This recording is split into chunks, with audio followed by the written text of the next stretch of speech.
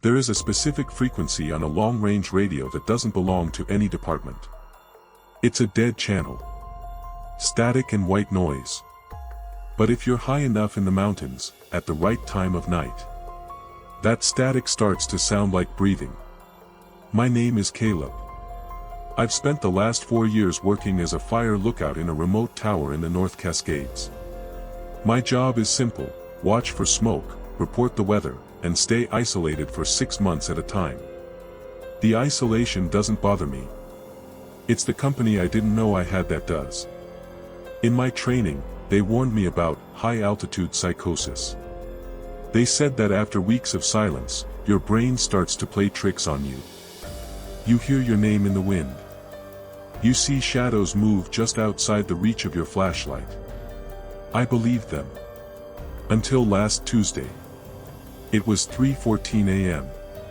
A heavy fog had rolled in, swallowing the trees below my tower. From where I sat, it looked like the tower was floating on an ocean of gray milk. Suddenly, my radio crackled to life. Tower 4, this is SAR Lead Miller. Do you copy? I frowned.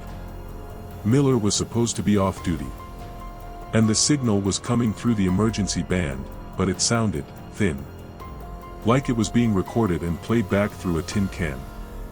This is Caleb at Tower 4. I copy you, Miller. What's the situation? There was a long silence.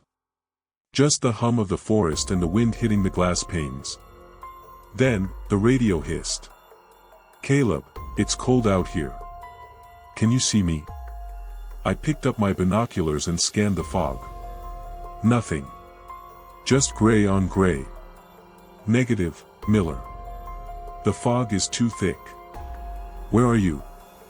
I'm at the base of your ladder, Caleb. Let me in. It's so cold. I stood up, my heart beginning to hammer against my ribs. Something was wrong. Miller was 50 miles away in a climate-controlled office. And even if he was here, he wouldn't ask to come up. He knew the rules. No visitors. Ever. I walked over to the trapdoor in the floor and checked the heavy iron bolt. Then, I did something stupid. I leaned down and pressed my ear to the wood. From 60 feet below, at the bottom of the steel ladder, I heard it. A voice. It was Miller's voice. The exact same rasp. The same way he inhaled before speaking. Caleb. I know you're listening. Open the door. My hands are changing. I backed away from the trapdoor. You're not Miller, I whispered. The radio on my desk chirped again. Caleb. I know you're listening. Open the door. My hands are changing. My blood turned to ice. The voice on the radio was exactly what the voice at the bottom of the ladder had just said. It wasn't a conversation. It was a loop. When you work for the Forest Service long enough, you hear rumors about the mimics. Things that live in the valleys where the sun never reaches. Things that don't have their own voices, so they borrow yours. But they never get the timing right.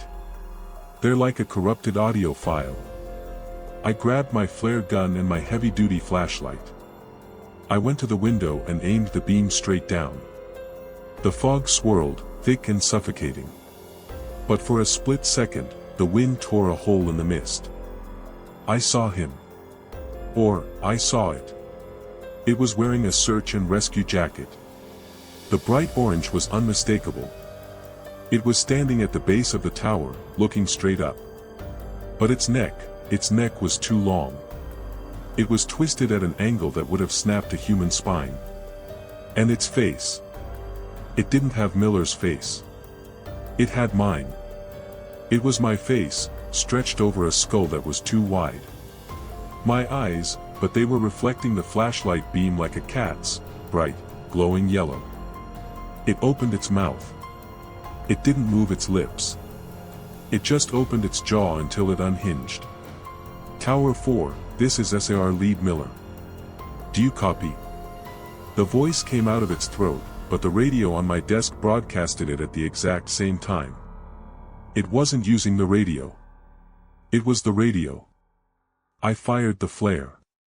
The red phosphorus ignited, bathing the woods in a hellish, bleeding light. The creature didn't flinch. It didn't run. It just started to climb. Clang. Clang. Clang. The sound of heavy, rhythmic footsteps on the metal ladder. 60 feet. 50 feet. I ran to the trapdoor and piled my heavy supply crates on top of it. My breathing was ragged, coming in short, panicked bursts. 40 feet. Then, the climbing stopped. Silence returned to the mountain. A silence so deep it felt like my ears were bleeding. I waited. 1 hour. 2. Just before dawn, the radio crackled one last time. But it wasn't Miller's voice. It was my mother's voice. My mother, who had passed away 3 years ago. "Caleb, honey," the radio whispered. "You always were a stubborn boy. But the door isn't the only way in." I looked up. At the very top of the glass window panes, near the roof. A single, long, pale finger was tapping on the glass. Tap. Tap. Tap. I didn't leave the tower until the sun was high in the sky and a real SAR team arrived for a wellness check. They found me huddled in the corner, holding an axe I didn't remember grabbing. They looked at the trapdoor. It was fine. They looked at the ladder. No footprints. But when the lead officer looked at the outside of the glass windows, 60 feet above the ground, he went very quiet. There were oily smudge marks all over the glass. And a single sentence written in the frost on the outside.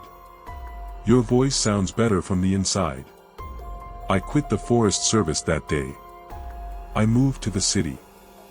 I live in an apartment on the 22nd floor. I surrounded myself with noise. Traffic, sirens, people talking. Because in the city, you can't hear the woods breathing.